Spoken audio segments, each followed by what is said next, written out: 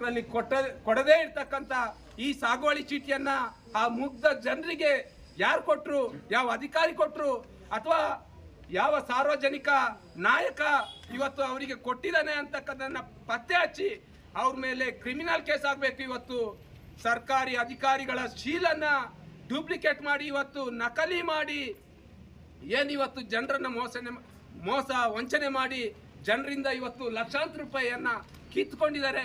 ಆ ದೊಡ್ಡ ಮಟ್ಟದ ಜಾಲ ಇವತ್ತಿಗೂ ಕೂಡ ಕಳಸದಲ್ಲಿದೆ. ಅದ್ರ ಬಗ್ಗೆ ತನಿಖೆ ಆಗಬೇಕು.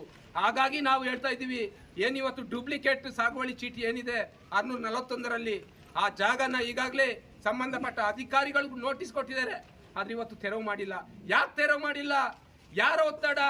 ನೀವು ಯಾರಿಗಾಗಿ ಇವತ್ತು ಕೆಲಸ ಮಾಡ್ತಾ ಇದ್ದೀರಿ ಅಂತಕ್ಕಂಥ ಪ್ರಶ್ನೆಯನ್ನ ನಮ್ಮ ಮುಂದೆ ಕಾಡ್ತಾ ಇದೆ. ಇವತ್ತು ಸಂಬಂಧಪಟ್ಟ RI ಆಗಿರ್ಬೋದು, VA ಆಗಿರ್ಬೋದು, ಅಥವಾ ತಹಸೀಲ್ದಾರನ್ನ ನಾವು ಇವತ್ತು ನೇರವಾಗಿ ಕೇಳ್ತಾ ಇದ್ವಿ, ಎಷ್ಟು ಸಲ ನೋಟಿಸ್ ಕೊಡ್ತೀರಿ? ಇವತ್ತು ಆಯುಕ್ತರಿಂದ ನೋಟಿಸ್ ಬಂದಿದೆ ತೆರವು ಮಾಡಿ ಅಂತ, ಜಿಲ್ಲಾಧಿಕಾರಿಗಳು ಆದೇಶ ಕೊಟ್ಟಿದ್ದಾರೆ.